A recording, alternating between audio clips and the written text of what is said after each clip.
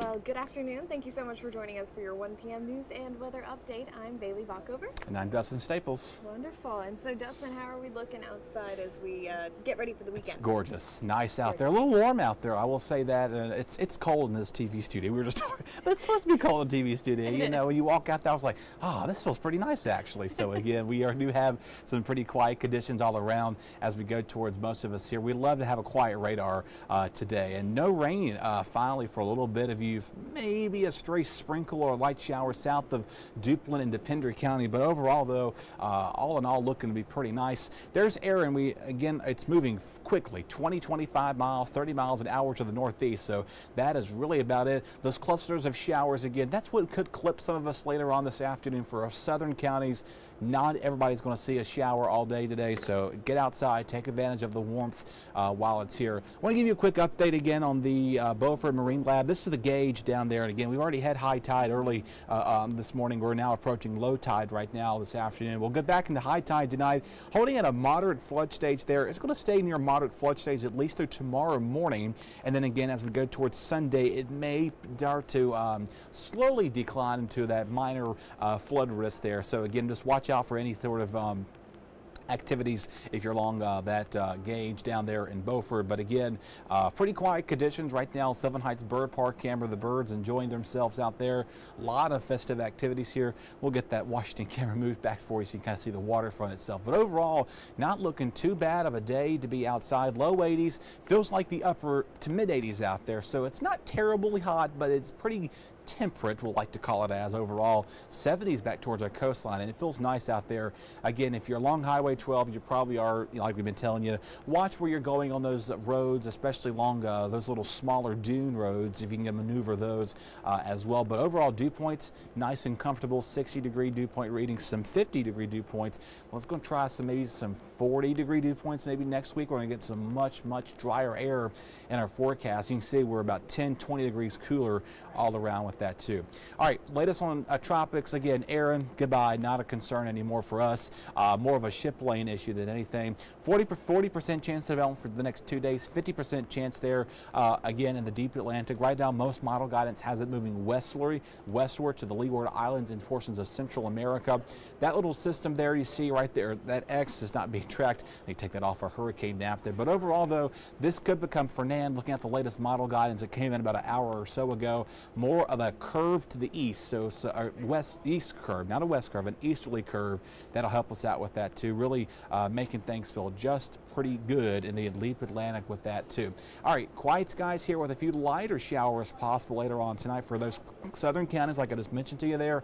Don't expect to see a complete washout. We'll see some clouds filtering on in tomorrow morning. It's going to be nice and cool. Low 60s out there, refreshing. Some 50s possible tomorrow back towards I-95. Hey, in the afternoon, you see Greenville, see Pitt County. Good to go for the Watermelon Festival tomorrow. Don't cancel those plans.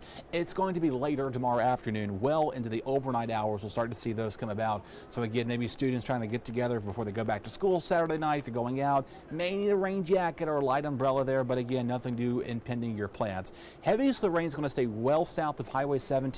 Along south of Highway 12 and Highway 58, really down towards Carteret County and Onslow counties region.